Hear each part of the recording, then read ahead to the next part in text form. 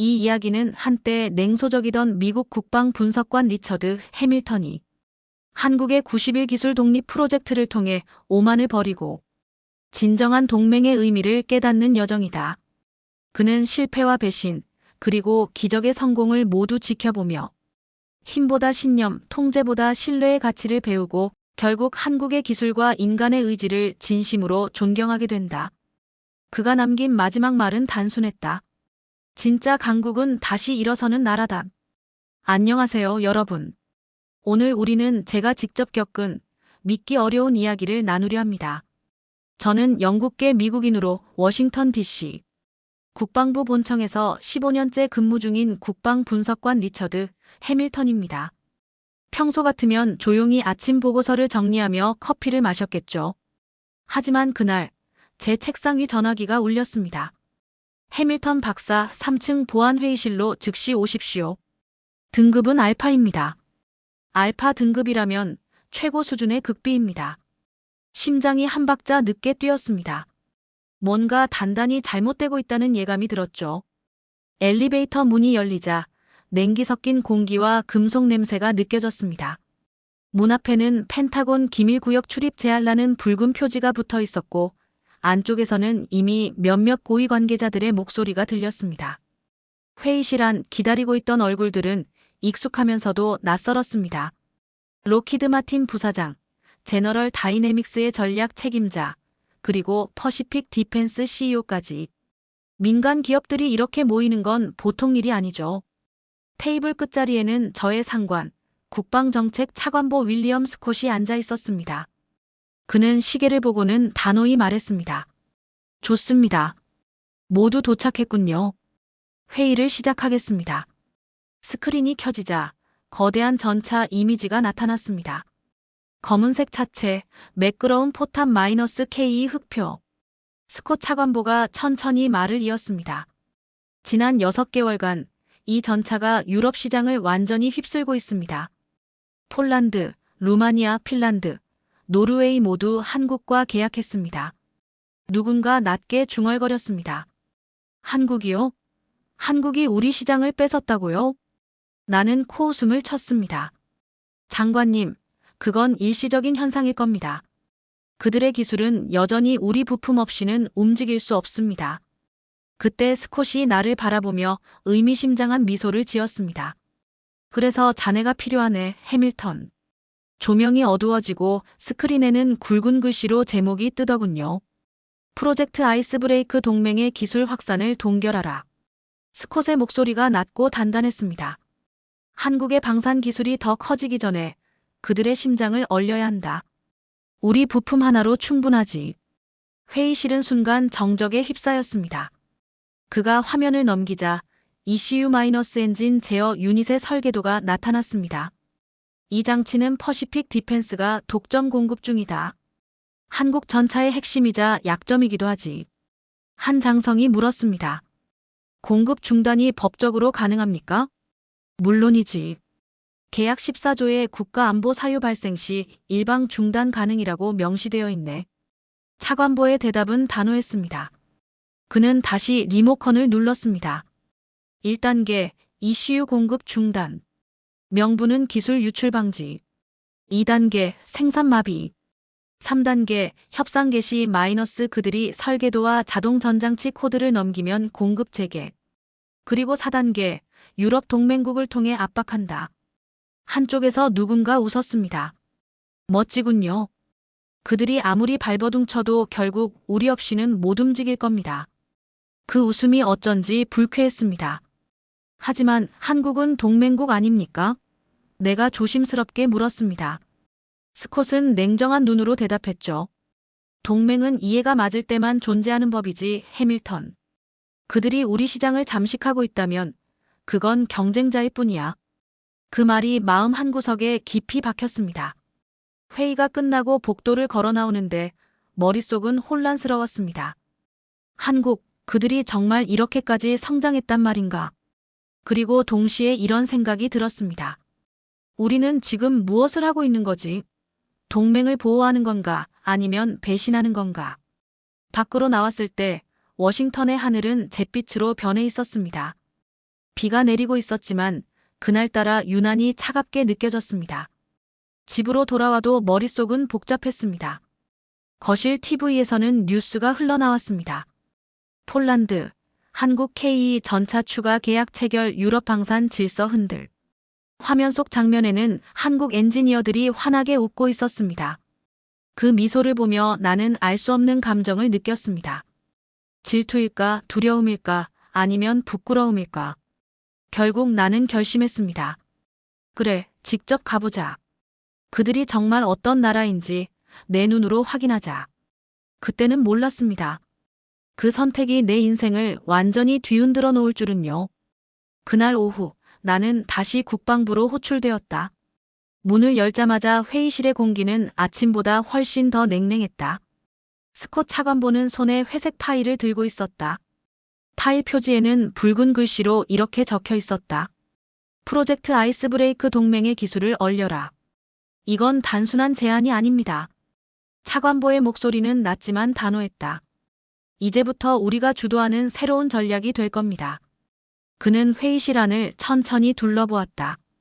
한국의 KE 전차, 그들의 성능은 이미 유럽 시장을 뒤흔들고 있습니다. 우리 무기의 가격 경쟁력은 떨어졌고 납기 속도도 뒤처졌죠. 하지만 그들의 심장은 아직 우리 손 안에 있습니다. 화면이 켜졌다. 전자 제어 장치의 회로도와 부품 목록이 확대되었다. 보십시오. 이 장치는 우리 퍼시픽 디펜스가 전량 공급하고 있습니다. 전차의 엔진, 변속기, 포탑 제어를 모두 연결하는 핵심 두뇌지요. 이것 없이는 단 한 대의 전차도 움직이지 않습니다. 한 장성이 물었다. 즉, 공급만 끊으면 한국의 생산은 멈춘다는 말입니까? 정확합니다. 스콧이 답했다. 이걸 우리는 기술적 동결이라고 부릅니다. 회의실의 조명이 어두워지며 단계별 작전표가 나타났다. 1단계 공급 중단 통보 명부는 기술 보호 및 국가 안보. 2단계 한국 내 생산 정지 부품 재고는 2달치. 3단계 협상 개시 한국이 KE 설계도와 자동 전장치 알고리즘을 넘기면 공급 재개. 4단계 유럽 동맹 압박 나토 회원국의 외교적 경고 전달. 이건 완벽합니다. 로키드 마틴 부사장이 미소를 지었다. 법적으로도 문제없고 효과는 즉각적이겠군요. 나는 조용히 손을 들었다. 차관보님, 하지만 한국은 공식 동맹국입니다. 이런 조치가 알려지면 외교적 파장이. 그건 외교부의 문제지. 스콧이 끊었다. 우리는 국익을 지키는 군인들이야. 제너럴 다이내믹스의 담당자가 나섰다. 폴란드 현지 공장에서 한국이 직접 생산을 시작했습니다. 이게 가동되면 유럽 전체가 한국 제품으로 채워질 겁니다. 그래서 지금 막아야 하는 겁니다. 스콧이 단호히 말했다. 한국은 아직 완전한 독립이 아닙니다. 그들의 엔진 제어 기술은 여전히 우리 없이는 완성될 수 없어요. 우리가 밸브를 잠그면 흐름은 멈추는 겁니다. 회의실 안에 묘한 웃음소리가 번졌다. 누군가는 속삭였다. 결국 동맹도 부품 하나로 조종되는 거군. 그 말이 귓가에 남았다. 나는 노트북 화면을 바라보며 생각했다. 이건 단순한 경제 전략이 아니다. 통제다. 기술이라는 이름의 사슬로 묶는 통제. 스콧은 내 쪽을 향해 말했다. 해밀턴, 자네가 직접 현장으로 가야 하네. 현대 로템 본사에 가서 통보하게. 부드럽게, 그러나 단호하게. 공급이 일시 중단된다고. 저 혼자입니까? 그렇다. 이번 임무는 조용해야 하니까. 회의가 끝나자 사람들은 가볍게 농담을 주고받으며 나갔다. 한국인들은 감정적이야. 결국 무릎 꿇고 협상하겠지. 그들이 기술을 지키겠다고. 불가능하지. 나는 자리에서 일어나 회의실을 나왔다. 문이 닫히는 순간 안쪽에서 웃음소리가 또 들렸다. 그 웃음이 왠지 서늘하게 들렸다. 복도를 걸으며 창밖을 바라보았다. 겨울 하늘은 잿빛이었고 펜타곤의 깃발이 바람에 흔들렸다. 그 순간 머릿속에 떠오른 한 문장이 있었다. 동맹은 언제 배신으로 바뀌는가? 그날 밤 숙소 책상 위에 프로젝트 아이스브레이크 문서를 올려놓았다. 서류의 첫 문장은 이렇게 시작되고 있었다. 기술 독립을 꿈꾸는 동맹은 언젠가 통제 불가능한 경쟁자가 된다. 나는 펜을 내려놓고 눈을 감았다. 우리가 지금 하는 게 정말 옳은 일인가? 대답은 쉽게 나오지 않았다. 이제 모든 것이 시작되려 하고 있었다. 그리고 그 시작이 얼마나 위험한 방향으로 흘러갈지 나는 아직 몰랐다. 새벽 4시 워싱턴 덜레스 공항의 활주로에는 안개가 짙게 내려앉아 있었다. 나는 외투깃을 세우고 천천히 탑승 게이트로 걸어갔다. 가방 속에는 붉은색 표지의 서류 한 묶음이 들어있었다. 그 표지에는 이렇게 적혀 있었다. 극비 프로젝트 아이스 브레이크 현장 임무. 비행기 창문에 비친 내 얼굴은 피곤하고 낯설었다. 이건 단순한 출장이다. 스스로에게 그렇게 말하며 마음을 다잡았다. 그러나 마음 한편에서는 알 수 없는 불편함이 고개를 들고 있었다. 비행기가 구름 위로 오르자 워싱턴의 불빛이 멀어졌다. 좌석 옆 스크린에는 이동 경로가 표시되었지만 나는 눈을 감았다. 그동안 한 번도 깊게 생각해 본 적 없는 질문이 머릿속을 맴돌았다. 우리가 동맹이라 부르는 관계는 정말 서로를 신뢰하는 걸까? 아니면 통제와 의존의 다른 이름일 뿐일까? 13시간이 지나고 기내 안내 방송이 흘러나왔다. 승객 여러분, 곧 인천국제공항에 도착하겠습니다. 구름 사이로 드러난 한반도의 해안선은 눈부시게 빛나고 있었다. 그 순간 이상하게도 가슴이 뛰었다. 과거 내가 기억하던 한국은 오래전 산업단지와 철제 크레인으로 가득한 나라였지만 창밖에 펼쳐진 풍경은 전혀 달랐다. 비행기가 착륙하고 유리 통로를 따라 공항 안으로 걸어 들어가자 나는 깜짝 놀랐다.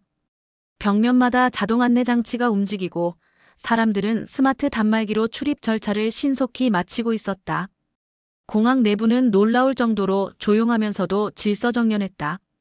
이게 정말 서울인가? 입국장을 빠져나오며 속으로 중얼거렸다. 출구 앞에는 현대 로템 명찰을 단 남성이 기다리고 있었다. 그는 정중히 허리를 숙였다. 리처드 해밀턴 부국장님 맞으시죠? 저는 현대 로템 국제협력팀의 김민수라고 합니다. 먼 길 오시느라 고생 많으셨습니다. 그의 태도는 차분하고 단정했다. 차에 오르자 그는 자연스럽게 말을 이었다. 지금 바로 강남 본사로 모시겠습니다. 서울은 오늘 미세먼지도 거의 없고 날씨가 참 좋습니다. 차창 밖으로 스쳐 지나가는 도시의 모습은 내 기억 속 한국과는 완전히 달랐다. 광고판마다 K방산, 자율전투체계, 미래는 지금 한국에서 시작된다 같은 문구가 반짝이고 있었다.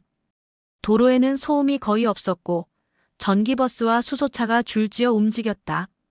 건물 벽면의 전광판에서는 폴란드 군인들이 K 전차 옆에서 웃고 있는 장면이 흘러나왔다. 정말 대단하군요. 내가 무심코 중얼거리자 김민수가 고개를 돌렸다. 요즘 외국분들이 그렇게 말씀하시더군요. 하지만 저희는 아직 갈 길이 멉니다. 그런데 이번 방문이 어떤 성격의 회의인지 여쭤봐도 될까요? 나는 잠시 머뭇거리다 짧게 대답했다.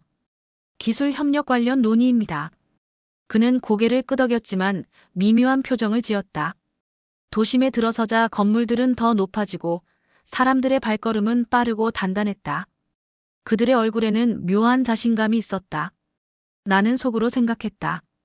이 나라가 이렇게 달라졌구나. 우리가 통제한다고 믿었던 그 시절은 이미 끝났는지도 모른다. 호텔에 도착하니 직원이 정중히 인사하며 객실로 안내했다. 창밖에는 한강이 유리처럼 반짝였고 다리 위를 달리는 자동차의 불빛이 줄을 지었다. 저 멀리 남산타워의 불빛이 희미하게 깜빡이고 있었다. 그 불빛을 바라보며 문득 이상한 감정이 밀려왔다. 동맹의 나라에 왔는데 왜 이렇게 낯설까?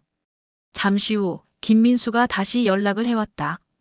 박성훈 본부장님과 기술팀이 내일 오전에 인사를 드리고 싶답니다. 괜찮으실까요?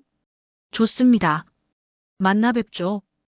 회의는 본사 회의실에서 진행됩니다. 아침 9시입니다. 전화를 끊고 나서도 한동안 침대에 앉아 창밖을 바라보았다. 서울의 야경은 황금빛으로 물들고 고층 빌딩 사이로 들어온 택시가 천천히 날아다녔다. 그 모든 풍경이 미래 같았다. 나는 주머니에서 작은 수첩을 꺼내어 한 줄을 적었다. 예상보다 훨씬 강한 나라. 그리고 내가 곧 마주해야 할 결코 쉬운 대화가 아니다. 불을 끄기 전 다시 창밖을 보았다. 그 순간 한 가지 생각이 마음속에 선명하게 떠올랐다. 이 임무는 단순한 전달이 아니다. 나는 지금 역사의 갈림길로 들어서고 있다. 이튿날 아침, 하늘은 맑았고 공기는 차가웠다. 호텔 창문 너머로 보이는 서울은 여전히 반짝이고 있었다. 나는 넥타이를 매며 거울을 봤다. 오늘은 전에만 하면 된다. 감정은 섞지 말자. 하지만 마음 한켠에서는 이상한 불안감이 고개를 들고 있었다. 현대 로템 본사는 강남 한복판, 거대한 유리벽으로 이루어진 건물이었다. 엘리베이터 안에서 김민수가 말했다. 회의실은 25층입니다. 박성훈 본부장님과 핵심 엔지니어 분들이 대기 중입니다. 문이 열리자 투명한 유리로 둘러싸인 회의실이 나타났다. 커다란 테이블 너머로 5명의 인물이 일어섰다. 가운데에 앉아있던 중년 남성이 먼저 다가왔다. 어서 오십시오. 저는 현대 로템 해외사업본부장 박성훈입니다. 그의 악수는 단단했고 미소는 절제되어 있었다. 그리고 이쪽은 동력 제어 시스템 개발팀의 이도윤 책임연구원, 국방기술원 파견 연구위원 한서윤 박사입니다. 짧은 인사가 끝나자 회의가 시작되었다. 박성훈 본부장이 부드러운 목소리로 말했다. 먼 길 오시느라 고생 많으셨습니다. 미국 측에서 기술 협력건으로 오셨다고 들었습니다. 나는 천천히 가방을 열고 서류를 꺼냈다. 서류의 무게가 유난히 무겁게 느껴졌다. 박 본부장님, 먼저 오해가 없으시길 바랍니다. 이번 방문은 양국 간의 기술 협력 안정화를 위한 조정 성격이 강합니다. 말은 조심스러웠지만 공기 속에는 긴장이 섞여 있었다. 협력 안정화라 구체적으로 어떤 의미입니까? 이도윤 책임연구원이 물었다. 그의 눈빛은 이미 날카로워져 있었다. 미국 본사 측에서는 최근 ECU 핵심 회로의 보안 문제를 우려하고 있습니다. 이에 따라 부품 공급이 일시적으로 중단될 예정입니다. 회의실 공기가 순간 얼어붙었다. 일시적 중단이라뇨? 박성훈의 목소리가 낮게 떨렸다.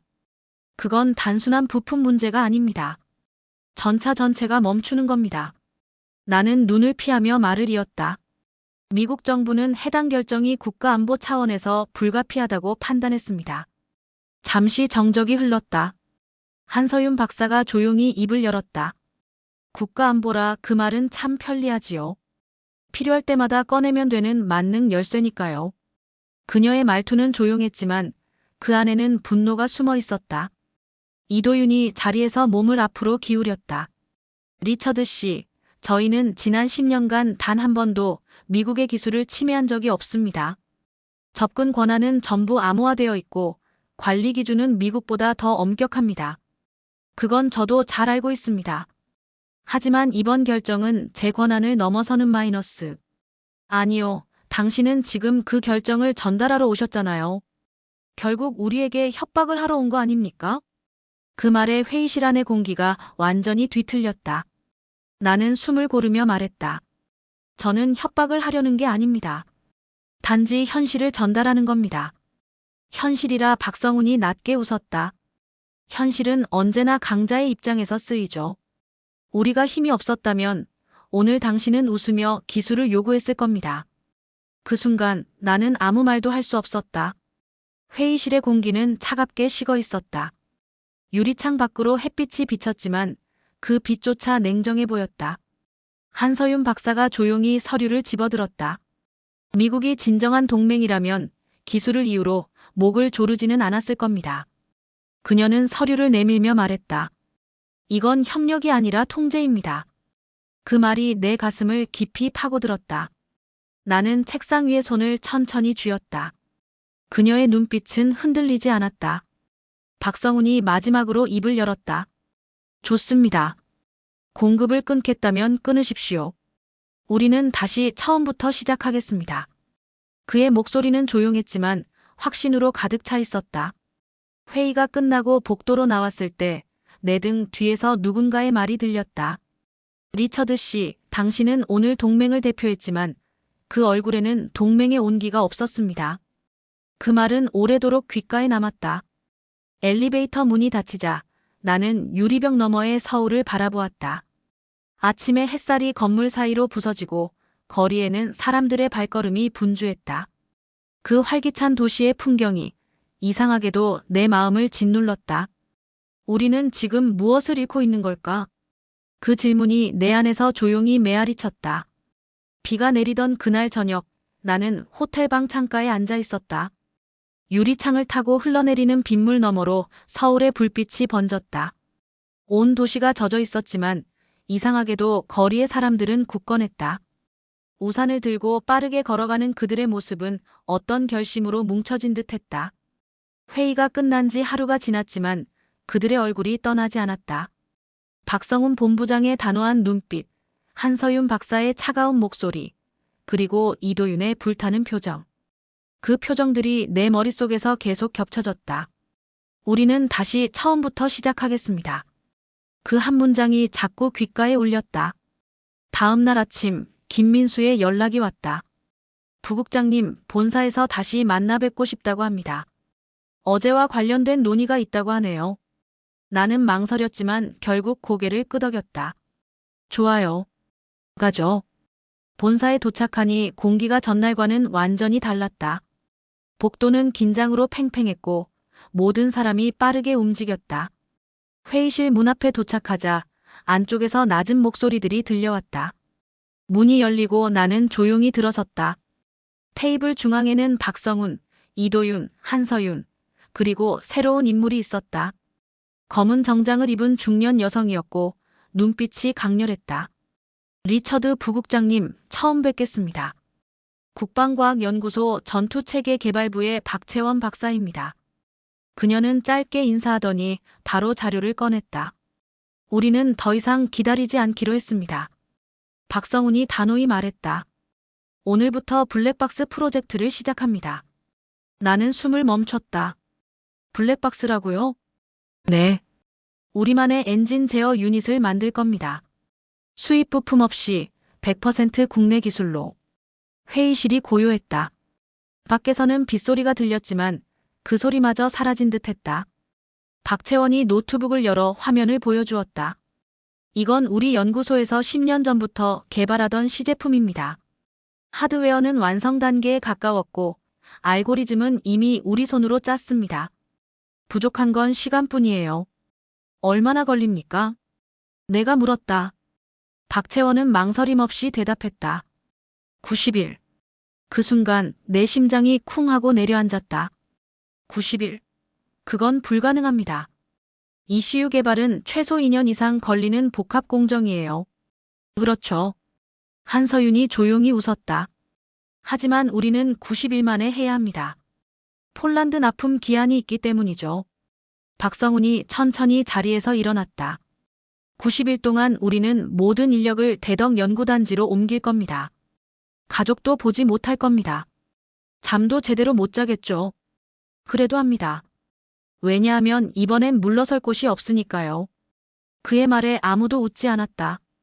대신 눈빛이 번뜩였다. 그 눈빛은 내가 워싱턴에서 보던 어느 회의실보다 뜨거웠다. 나는 조용히 물었다. 혹시 실패하면 어떻게 됩니까? 우리는 이미 실패할 수 없는 상황에 있습니다. 이도윤이 대답했다. 폴란드 계약을 잃으면 우리 산업의 신뢰가 무너집니다. 하지만 미국의 요구를 받아들이면 우리의 자존심이 무너집니다. 한서윤이 작은 목소리로 덧붙였다. 그래서 선택은 하나뿐이에요. 스스로 해내는 것. 나는 말을 잃었다. 그들의 결심은 단단했고 두려움보다 의지가 앞서 있었다. 이건 단순한 기술의 문제가 아니었다. 그들에게는 존엄과 미래의 문제였다. 회의가 끝나자 이도윤이 나를 따라 나왔다. 부국장님, 솔직히 말해주세요. 미국은 우리가 실패하길 바라는 거죠? 나는 답하지 못했다. 그는 고개를 끄덕였다. 그럴 줄 알았습니다. 하지만 기억해두세요. 이번엔 다를 겁니다. 엘리베이터 문이 닫히는 순간 그의 마지막 말이 들렸다. 우리를 과소평가한 게 미국의 첫 번째 실수일 겁니다. 호텔로 돌아와 불을 끄고 누웠지만 잠은 오지 않았다. 눈을 감으면 그들의 얼굴이 떠올랐다. 밤새 빗소리가 들려왔다. 마치 먼 곳에서 금속이 울리는 소리 같았다. 나는 손에 펜을 쥐고 일기를 썼다. 그들은 불가능을 믿지 않는다. 그리고 나는 그 믿음이 두렵다. 그날 이후 내 안에서 무언가가 조금씩 흔들리기 시작했다. 그동안 현실이라 여겼던 신념의 벽이 서서히 금이 가고 있었다. 그들의 눈빛이 내 마음 깊숙한 곳에 불을 붙였다. 작지만 결코 꺼지지 않는 불꽃이었다. 대전으로 향하는 KTX안은 새벽부터 어두웠다. 기차 창문에 비친 내 얼굴은 초췌했다. 서울을 떠나며 나는 생각했다. 이제 나는 단순한 관찰자가 아니다. 현대 로템과 국방과학연구소가 합동으로 꾸린 블랙박스 프로젝트는 이미 전면 가동 중이었다.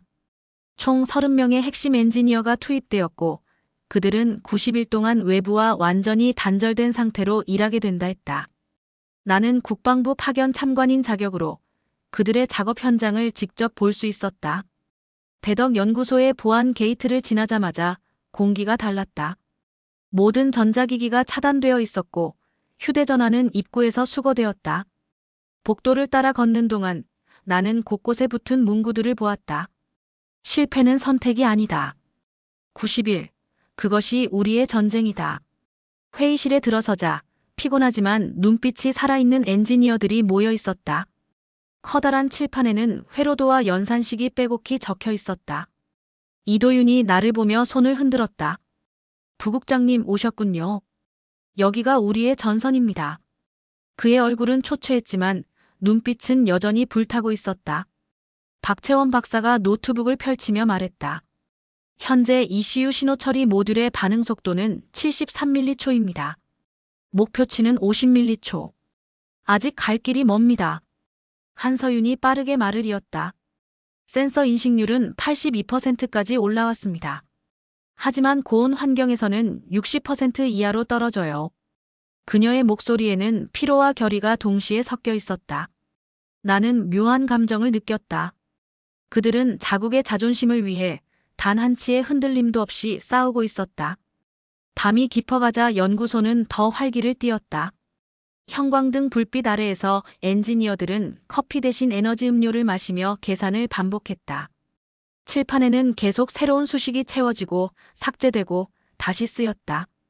밤이 곧 낮이고 낮이 곧 전쟁이었다.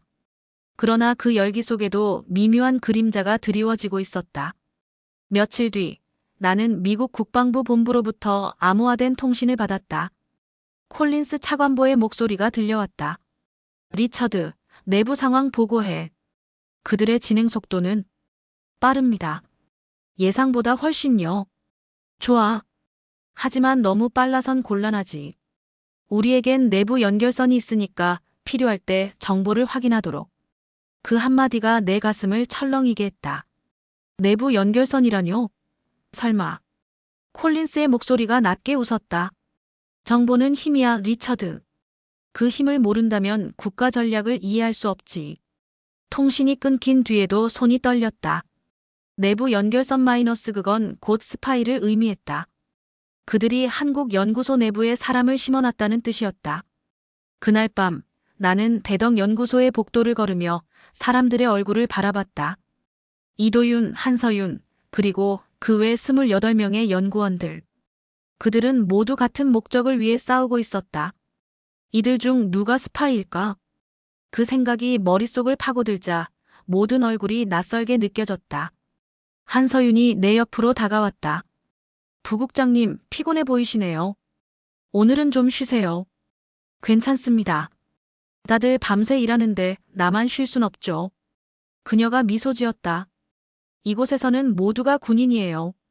저도 박 박사님도 심지어 부국장님도요. 그 말이 이상하게 마음을 울렸다. 군인 마이너스 그 단어에는 의무와 희생이 함께 있었다.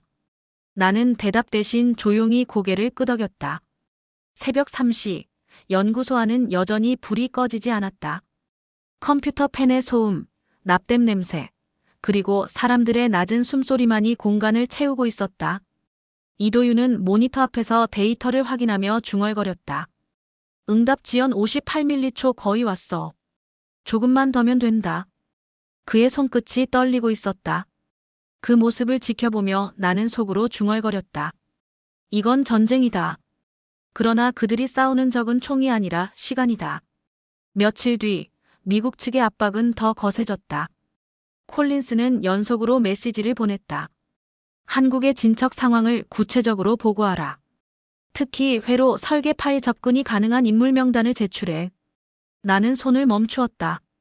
그건 명백히 첩보 행위였다. 나는 답하지 않았다.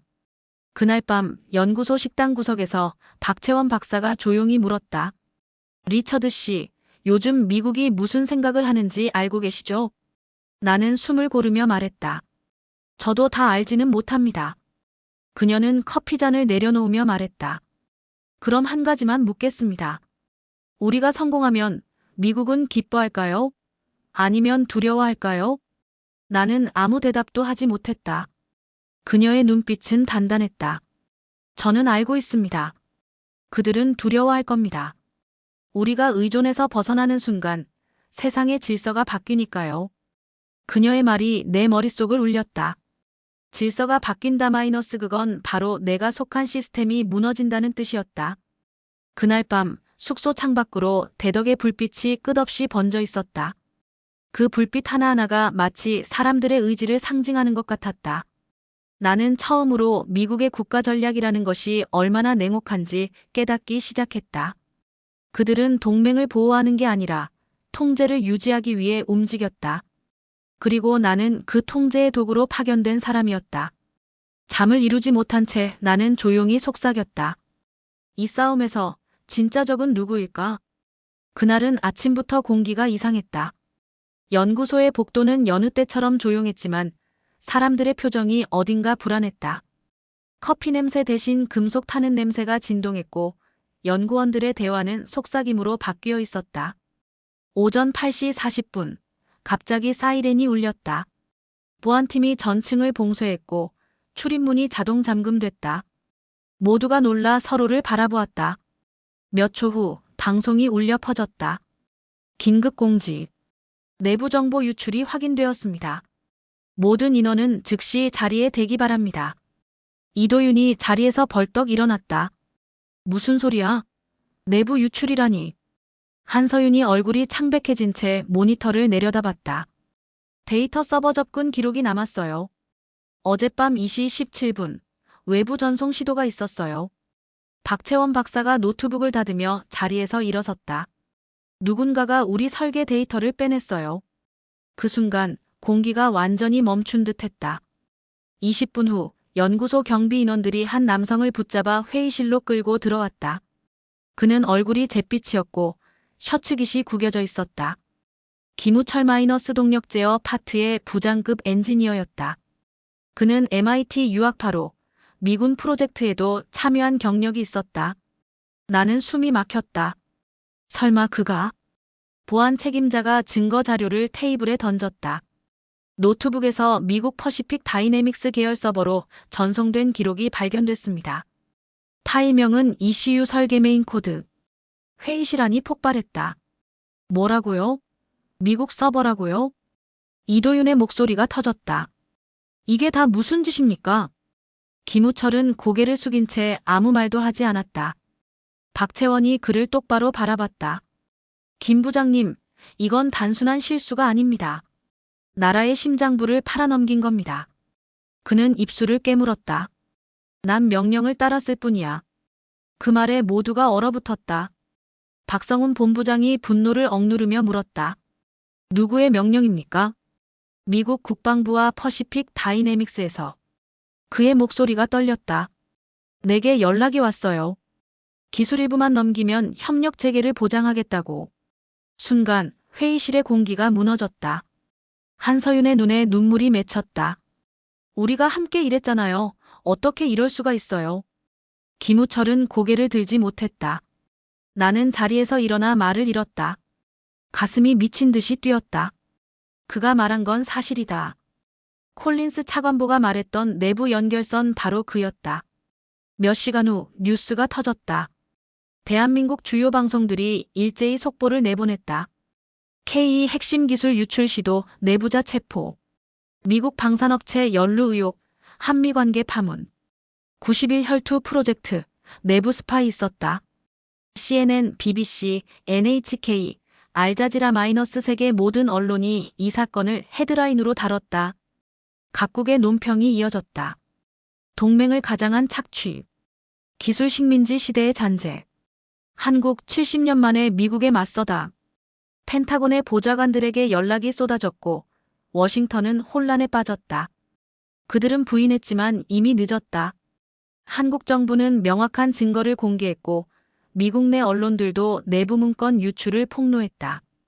국방부 비밀계획 프로젝트 아이스브레이크 존재 확인. 미국 동맹국 기술 통제 정책 논란. 나는 CNN의 자막을 바라보다가 머리를 감쌌다. 이건 단순한 외교 문제가 아니다. 이건 신뢰의 붕괴다. 다음 날 아침 워싱턴에서 전화가 걸려왔다. 콜린스 차관보였다. 그의 목소리는 분노로 가득했다. 리처드, 당신 뭐 한 거야? 한국이 내부자 잡았다고 온 세계가 떠들고 있어. 우리는 부인하고 있는데 왜 당신은 입 다물고 있지 않아? 차관보님, 이미 모든 증거가 공개됐습니다. 이건 더 이상 숨길 수 없습니다. 입 닫아. 이건 명령이야. 우리는 관계 회복에 집중해야 해. 나는 천천히 대답했다. 관계 회복이라뇨? 우리가 그들을 짓밟아 놓고 이제 와서 손을 내민다고요? 리처드, 감정은 사치야. 국가는 감정이 아니라 이익으로 움직인다. 그 말이 내 귀를 찔렀다. 이익 마이너스 그 한 단어가 갑자기 너무 더럽게 느껴졌다. 전화를 끊은 뒤 나는 서울의 거리로 나섰다. 신문 가판대마다 굵은 제목이 실려 있었다. 미국 동맹국 배신하다. 한국 기술 자립, 역사적 전환점. 사람들은 분노와 자부심이 뒤섞인 표정으로 신문을 읽고 있었다. 노점 아저씨가 중얼거렸다. 이제 더는 남의 나라에 끌려다니면 안 돼요. 나는 아무 말도 하지 못했다. 저녁이 되자 대덕 연구소 앞에는 기자들이 몰려들었다. 국방부 장관이 직접 발표를 했다. 우리는 내부 배신자를 체포했고 관련 외국 세력의 불법 행위를 확인했습니다. 하지만 우리는 멈추지 않을 것입니다. 한국형 ECU 개발은 계속됩니다. 그리고 곧 성공할 것입니다. 그 연설은 전 세계로 송출되었다. 사람들은 그 장면을 보며 환호했고 SNS에는 수백만 건의 글이 쏟아졌다. 한국이 해냈다. 진짜 독립은 기술에서 온다. 미국의 시대는 끝났다. 나는 그 광경을 지켜보며 알 수 없는 감정에 휩싸였다. 한때 내가 대표하던 나라가 지금은 세상의 비난을 받고 있었다. 그리고 그 비난은 정당했다. 밤하늘의 서울은 여전히 불빛으로 가득했다. 그러나 내 마음속엔 깊은 어둠이 내려앉았다. 나는 조용히 속삭였다. 우리가 만든 이 세계 질서가 이제 무너지고 있다. 폭풍 같은 일주일이 지나갔다. 언론의 불꽃은 아직 꺼지지 않았지만 대덕 연구소 안에서는 또 다른 불꽃이 피어나고 있었다. 그것은 분노도 복수도 아닌 집념의 불꽃이었다. 내가 다시 연구소에 도착했을 때 모두의 눈빛이 달라져 있었다. 누구도 사건을 언급하지 않았다. 대신 그들은 한 문장만 되뇌고 있었다. 지금부터 진짜 시작이다. 박성훈 본부장은 회의실 한가운데 서 있었다. 우리의 이름은 이제 전 세계가 알고 있다. 하지만 우리는 아직 증명하지 못했다. 이제 보여줄 시간이다. 그 말에 모든 이들이 고개를 들었다. 이도윤이 칠판에 새로 그린 회로도를 가리켰다. 우리가 기존 ECU 회로를 그대로 복제하려 했기 때문에 실패했습니다. 이제 방향을 바꿔야 합니다. 복제가 아니라 진화로 가야 합니다. 그가 노트북을 돌려 내 앞에 보여주었다. 국방용 인공지능 연산 모듈과 반도체를 결합한 새로운 구조입니다. 칩 내부에 자체 학습 알고리즘을 심어 온도 압력 진동에 따라 스스로 최적화하게 만들죠. 나는 눈을 크게 떴다. 그건 실험 단계 아닌가요? 그렇습니다. 박채원이 고개를 끄덕였다. 하지만 실험이 곧 혁신입니다. 우리는 기존 질서와 싸우는 중이니까요. 회의실 벽면에는 커다란 표가 붙어 있었다. 1단계 AI 신경망 구조 설계, 2단계 반도체 임베딩, 3단계 ECU 통합 테스트. 맨 아래에는 붉은 글씨로 적혀 있었다. D34. 그들은 90일 계획의 절반도 남지 않은 시점에서 완전히 새로운 길로 들어서고 있었다. 밤마다 실험은 계속됐다. 엔진의 온도와 진동을 감지한 데이터가 실시간으로 AI 모듈에 입력되고 알고리즘은 그 즉시 조정을 반복했다. 실패가 이어졌지만 포기하는 사람은 없었다. 첫 주 AI 모듈은 신호를 읽지 못했다. 둘째 주 엔진이 과열되어 실험 장비가 폭발했다. 셋째 주 반도체가 오작동하여 모든 데이터가 손실되었다. 그럼에도 불구하고 이도윤은 담담히 말했다. 실패는 우리가 어디에 있는지 알려주는 좌표입니다. 우린 아직 살아있습니다. 나는 그 말을 듣고 이상한 감정을 느꼈다. 이들은 실패를 두려워하지 않았다. 오히려 실패를 자양분으로 삼고 있었다. 새벽 2시, 박채원이 컴퓨터 앞에서 눈을 감은 채 중얼거렸다. 신경망이 드디어 반응했습니다. 응답 속도 49ms 기준 돌파. 순간 방안이 술렁였다. 누군가는 손뼉을 쳤고 누군가는 울었다. 이도윤이 내 쪽을 바라봤다. 보셨죠, 리처드 씨? 이건 단순한 회로가 아닙니다. 의지가 작동한 겁니다. 나는 미소를 지으려 했지만 가슴이 먹먹했다. 그들의 열정이 내 안에 숨겨둔 무언가를 건드리고 있었다. 워싱턴에서 배운 냉정한 이성, 계산된 전략이 서서히 녹아내리고 있었다. 며칠 뒤 뉴스 헤드라인이 바뀌기 시작했다. 한국 자체 AI 반도체 기반 ECU 시제품 공개 임박. 90일 프로젝트, 기적의 복귀. 미국과의 기술 격차, 돌파 시작. 세계의 시선이 다시 한국으로 향했다. 누군가는 그들을 응원했고 누군가는 불안해했다. 그러나 연구소 안에서는 오직 한 가지 소리만 들렸다. 마이너스 기계가 깨어나는 소리. 테스트룸의 유리 너머 프로토타입 엔진이 작동을 시작했다. 엔진의 떨림에 따라 AI 모듈이 반응했고 온도 그래프가 실시간으로 변했다. 이도윤이 외쳤다. 지금 보세요. AI가 열 패턴을 스스로 학습 중입니다. 데이터가 곡선을 그리며 상승했다가 안정 구간에 진입했다. 박채원이 손을 덜덜 떨며 기록했다. 진동 보정률 96%. 엔진 반응 지연 없음. 누군가가 환호했다. 연구소 안의 공기가 폭발하듯 터졌다. 사람들이 서로 부둥켜 안고 울었고 몇몇은 바닥에 주저앉았다. 나 역시 손끝이 떨렸다. 이건 단순한 실험의 성공이 아니었다. 이건 불가능이라는 단어의 붕괴였다. 그날 밤 나는 혼자 연구소 옥상에 올랐다. 하늘에는 별이 떠 있었고 대전의 불빛이 아득하게 번지고 있었다. 내 가슴 속에서 묘한 감정이 피어올랐다. 이건 기술의 기적이 아니다. 이건 인간 의지의 증명이다. 그 순간 멀리서 들려오는 엔진의 규칙적인 진동이 마치 심장 박동처럼 느껴졌다. 그리고 나는 처음으로 깨달았다. 내가 지금 보고 있는 것은 단순한 부품이 아니라 하나의 독립선언문이었다. 그날 새벽 하늘은 유난히 맑았다. 차가운 바람이 창문을 스치고 지나갔고 도시 전체가 숨을 죽인 듯 고요했다. 나는 대전에서 KTX를 타고 창원으로 향했다. 기차 창밖으로 펼쳐진 들판 위로 안개가 흘러갔다. 그리고 마음속에서는 하나의 문장이 계속 반복되었다. 오늘 역사가 다시 쓰인다. 창원 공장에 도착하자 이미 수십 명의 기자와 관계자들이 몰려 있었다. 국산 ECU 탑재 K 전차 시험 가동 마이너스 그 문구가 커다란 현수막에 적혀 있었다. 현장 분위기는 팽팽한 긴장 속에서도 전류처럼 흘렀다. 모두가 숨을 죽인 채 그 순간을 기다리고 있었다. 박성훈 본부장이 나를 발견하고 다가왔다. 리처드 씨, 다시 오셨군요. 그의 눈가에는 피로가 깊게 패였지만 표정은 담담했다. 오늘 그동안의 모든 답을 보여드리겠습니다. 그 옆에서 이도윤이 조용히 웃었다. 90일만입니다.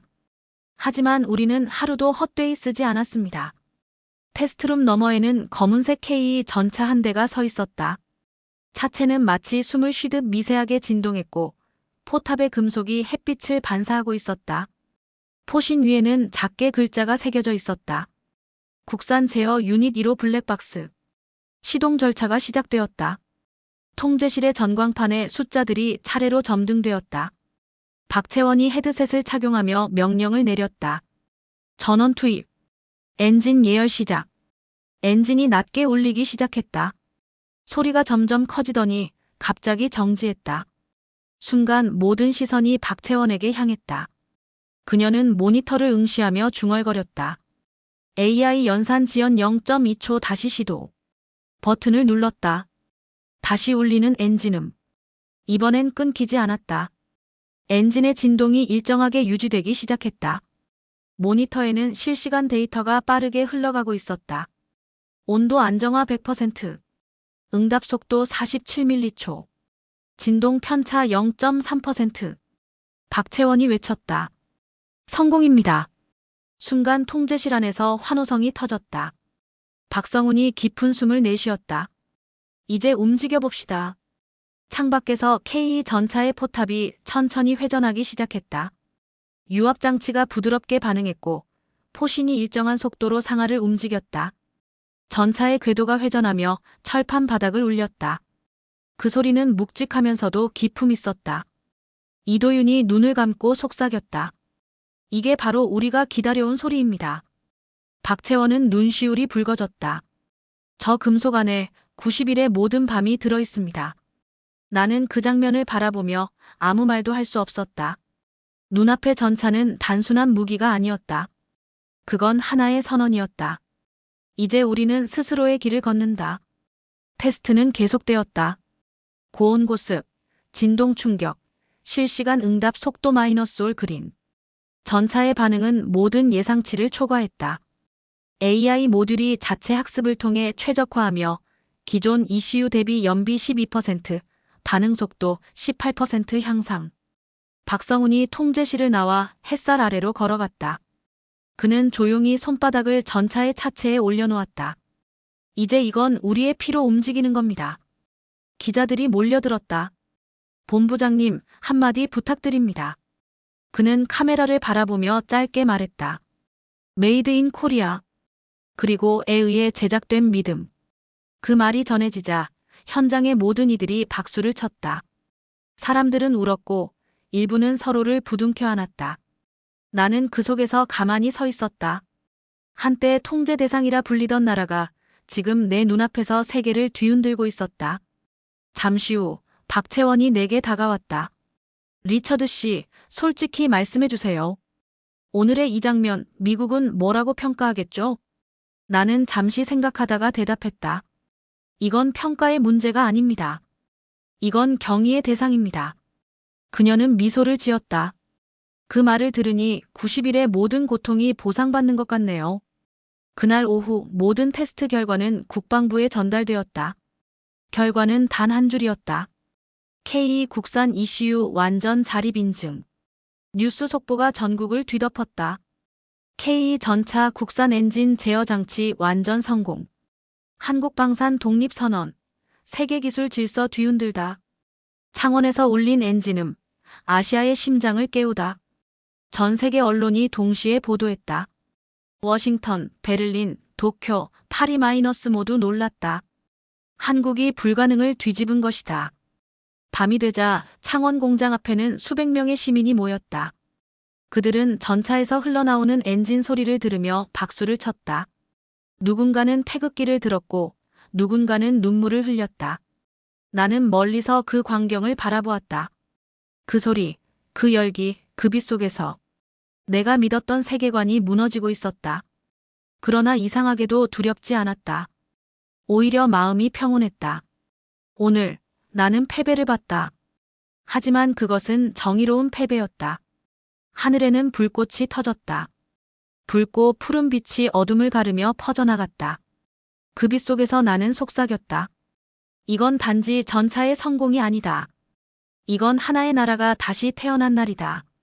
창원의 성공 소식은 하루 만에 전 세계를 뒤덮었다. 그날 이후 세상은 조용히 확실히 변하기 시작했다. 유럽 주요 방송들은 연일 같은 장면을 내보냈다. 폴란드 군사기지에서 달리는 K 전차, 노르웨이 설산을 누비는 검은 차체, 그리고 마지막에 등장하는 짧은 자막 한 줄. 한국형 ECU 장착 완전 자립. 며칠 후 더 충격적인 소식이 터졌다. 독일 대신 한국, 노르웨이, 차세대 전차 200대 계약 체결. 프랑스마저 KE 도입 검토 유럽 군비 질서 흔들. 워싱턴 패닉 상태. 미국 방산주 폭락. 나는 그 뉴스를 워싱턴 호텔 TV로 지켜봤다. 본국 복귀 명령을 받은 지 일주일. 나는 지금 그 본국의 붕괴를 목격하고 있었다. 펜타곤의 회의실은 연일 침묵으로 가득했다. 회의장 벽면의 그래프는 끝없이 하락하고 있었다. 퍼시픽 다이내믹스, 제너럴 다이내믹스, 로키드 마틴 마이너스 모두 급락세. 주식시장은 붉게 물들었고 언론은 미국 방산 역사상 최악의 위기라 보도했다. 콜린스 차관보가 회의실 안을 걷고 있었다. 그는 얼굴이 핏기 없이 창백했다. 이건 일시적인 현상이야. 한국의 열풍은 곧 식을 거야. 하지만 아무도 대답하지 않았다. 누군가가 낮게 중얼거렸다. 그건 부정이 아니라 기도일 뿐입니다. 며칠 뒤 나는 국회 청문회 소환장을 받았다. 제목은 이렇게 쓰여 있었다. 한미기술 통제 정책 관련 사실 확인 청문회. 의회 청문회장은 카메라와 기자들로 가득했다. 의원들이 서류를 들고 나를 바라보았다. 리처드 해밀턴 씨, 당신은 프로젝트 아이스 브레이크의 실무자였죠? 그렇습니다. 그 계획의 목적은 한국의 기술 확산을 차단하는 것이었습니까? 나는 숨을 고르며 말했다. 네. 순간 회의장은 술렁였다. 의장은 목소리를 높였다. 즉, 동맹국을 상대로 기술적 제재를 가했다는 거군요. 그렇습니다. 그 명령은 누구에게서 내려왔습니까? 국방정책 차관보 윌리엄 스콧과 퍼시픽 다이내믹스의 경영진입니다. 그 말이 나가자 기자들의 셔터 소리가 폭풍처럼 터졌다. 어딘가에서 누군가가 외쳤다. 당신은 반역자야. 국가 기밀을 누설했어. 하지만 나는 담담히 말했다. 진실을 말한 겁니다. 그날 밤 뉴욕타임스는 대문짝만한 제목을 내걸었다. 전직 국방분석관, 미국은 동맹을 통제했다 증언. 워싱턴의 하늘은 회색이었다. 언론은 연일 국가전략의 오만이라는 단어를 반복했다. 국민들은 분노했고 청문회 영상은 전 세계로 퍼졌다. 며칠 후 스콧 차관보는 사임했다. 그의 이름은 더 이상 언론에 오르지 않았다. 그러나 그 빈자리를 채운 건 분노와 자책이었다. 나는 집무실에 홀로 앉아 있었다. 창밖의 백악관이 흐릿하게 보였다. 그리고 문득 내 손이 떨리고 있다는 걸 느꼈다. 그때 전화가 울렸다. 번호는 없었다. 리처드, 너 미쳤어. 콜린스의 목소리였다. 내가 뭘 했는지 알아? 이건 국가 반역 행위야. 아니요. 나는 조용히 말했다. 그건 진실을 숨긴 당신들의 행위입니다. 진실로 국가가 지켜지지 않아. 그건 도덕적 사치야. 도덕이 사치라면 남는 건 폭력뿐입니다. 전화는 끊겼다. 그날 밤 나는 술 한 잔을 들고 불 꺼진 사무실에 앉아 있었다. 모니터에는 창원에서의 시험 장면이 재생되고 있었다. 검은 K가 햇빛 속을 질주하던 그 순간 마이너스. 내 가슴이 다시 뜨거워졌다. 그때 나는 깨달았다. 우리가 진정으로 두려워한 건 기술이 아니었다. 그건 우리보다 더 강한 신념이었다. 며칠 후 유럽연합이 한국과의 공동전차 생산 협정을 발표했다. 그것은 사실상 세계 방산 지도의 재편이었다. 워싱턴의 뉴스 앵커는 무겁게 말했다. 독점의 시대는 끝났다. 나는 화면을 보며 조용히 속삭였다. 그래, 독점의 시대는 끝났어. 이제 나는 더 이상 국방부 직원이 아니었다. 모든 직책을 내려놓았다. 그리고 처음으로 자유로웠다. 창문을 열자 새벽에 찬 공기가 밀려들었다. 멀리서 새가 울었다. 그 소리가 이상하게 서울의 바람을 닮아 있었다. 나는 조용히 혼잣말했다. 내가 본 그 나라. 그들의 불은 꺼지지 않을 것이다. 워싱턴의 봄은 유난히 길었다. 벚꽃이 피었지만 그 화려함은 내게 아무 의미도 없었다. 나는 모든 직함을 내려놓고 조용히 짐을 쌌다. 책상 위에는 낡은 명패 하나만이 남아 있었다. 리처드 해밀턴 국방분석관. 손끝으로 그 글자를 쓰다듬으며 나는 천천히 속삭였다. 이제 그만하자. 사직서를 낸 다음 날 언론은 나를 양심선언자라고 불렀고 또 다른 언론은 배신자라 했다. 하지만 그 어떤 단어도 내 마음을 설명하진 못했다. 나는 단지 인간으로서 해야 할 말을 했을 뿐이었다. 며칠 후 한 통의 이메일이 도착했다. 보낸 사람은 낯익은 이름이었다. 박성훈 현대 로템 해외사업본부장. 메일 제목은 짧았다. 다시 함께 하시죠. 본문에는 한 문장이 적혀 있었다. 우리는 이제 싸우는 대신 함께 짓고 싶습니다. 그 문장을 읽는 순간 오래된 긴장이 풀리는 듯했다. 나는 가만히 노트북을 덮고 한참을 생각했다. 내가 다시 그 땅으로 돌아간다면 이번엔 어떤 얼굴로 서야 할까? 며칠 후 나는 인천공항에 내렸다. 공항은 예전보다 더 조용했고 안내방송은 차분했다. 도시의 공기는 여전히 단단하고 사람들의 발걸음에는 리듬이 있었다. 서울은 변하지 않았다 마이너스 아니 더 깊어져 있었다. 현대 로템 본사 회의실에서 박성훈을 다시 만났을 때 그의 눈빛은 예전보다 부드러워져 있었다. 오랜만입니다, 리처드 씨. 이제는 그냥 리처드로 불러주세요. 직책은 모두 내려놨으니까요. 그는 웃으며 손을 내밀었다. 그럼 이제 동료로서 부르겠습니다. 그의 말에 묘한 울림이 있었다. 나는 고개를 숙이며 악수를 했다. 그 악수는 과거의 모든 불신을 씻어내는 듯했다. 박성훈은 프레젠테이션을 켜며 설명했다. 이제 우리는 다음 단계를 준비 중입니다. 한국형 ECU를 중심으로 국제 공동개발 네트워크를 만들 겁니다. 미국과 유럽, 아시아의 기술을 평등한 구조로 연결하는 모델이죠. 그는 나를 바라보며 덧붙였다. 우리는 당신의 도움이 필요합니다.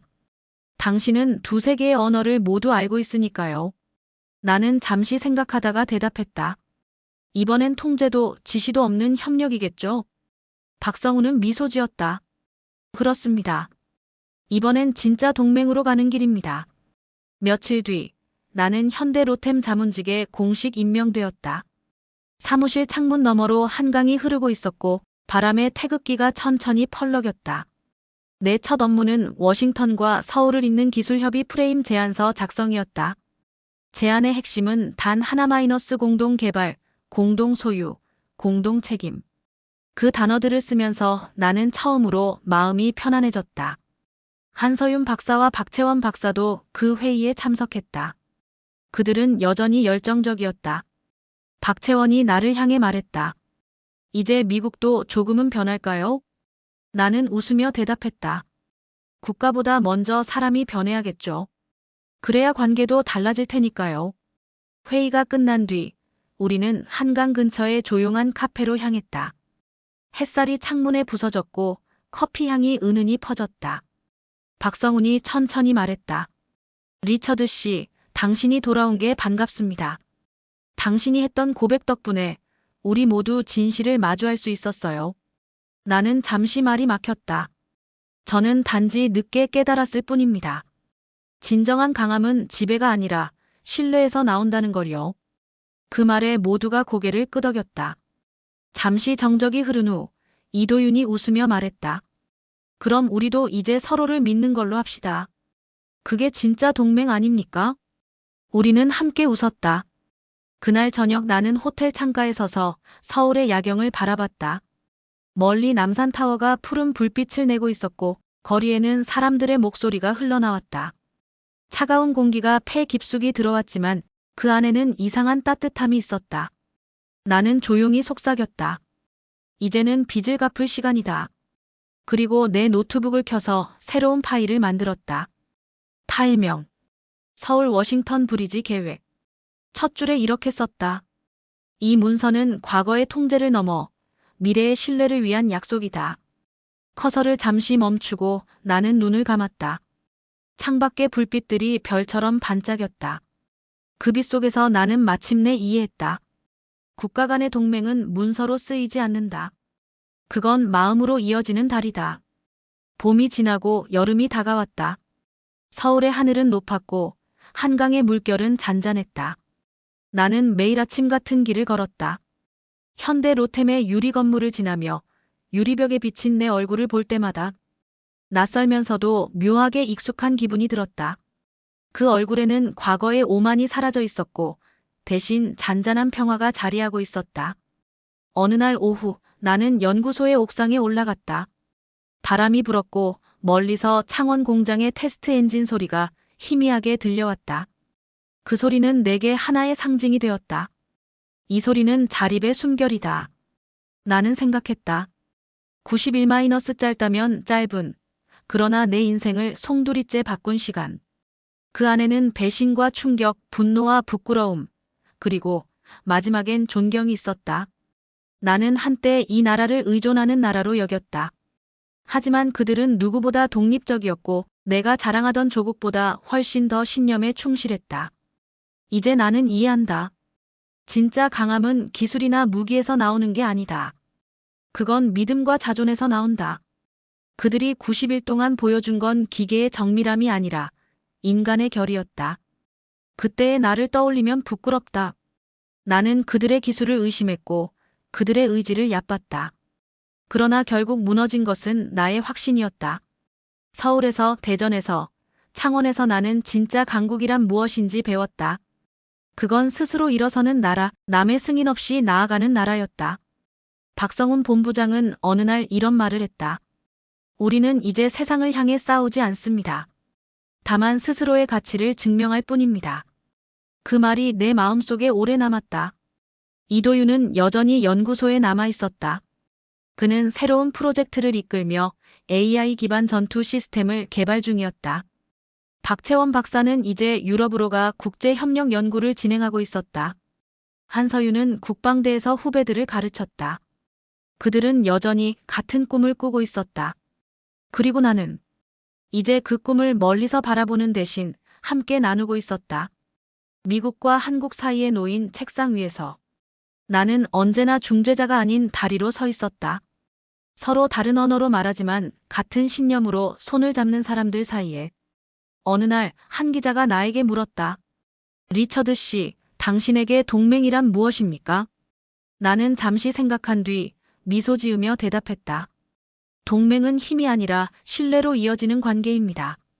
그리고 그 신뢰는 약속이 아니라 행동으로 증명됩니다. 그 말은 내 안에서 진심이었다. 나는 그들을 존경하게 되었다. 그들의 눈빛, 그들의 손끝, 그들의 땀에서 나는 진짜 기술의 품격을 보았다. 밤이 깊어가면 나는 가끔 창밖을 바라보며 그때를 떠올린다. 비가 내리던 대전의 연구소, 엔진이 터질 듯 울리던 창원의 공장, 그리고 서울의 회의실에서 마주한 그 단단한 눈빛들. 그 기억 속에서 나는 더 이상 감시자도 분석관도 아니다. 나는 그저 한 사람의 증인이다. 90일 동안 한 나라가 어떻게 스스로의 한계를 넘어섰는지, 그리고 한 인간이 어떻게 오만을 버리고 존경을 배웠는지 마이너스 그 모든 걸 지켜본 증인. 이제 나는 믿는다. 강한 나라는 무기를 많이 가진 나라가 아니라 무너져도 다시 일어나는 법을 아는 나라다. 창문을 열면 바람이 불어온다. 그 바람은 먼 곳에서부터 시작되어 이곳까지 닿는다. 나는 눈을 감고 속삭인다. 이제 진짜 동맹은 시작되었다. 그리고 그 순간 내 마음 어딘가에서 하나의 엔진이 다시 힘차게 울리는 소리가 들려왔다.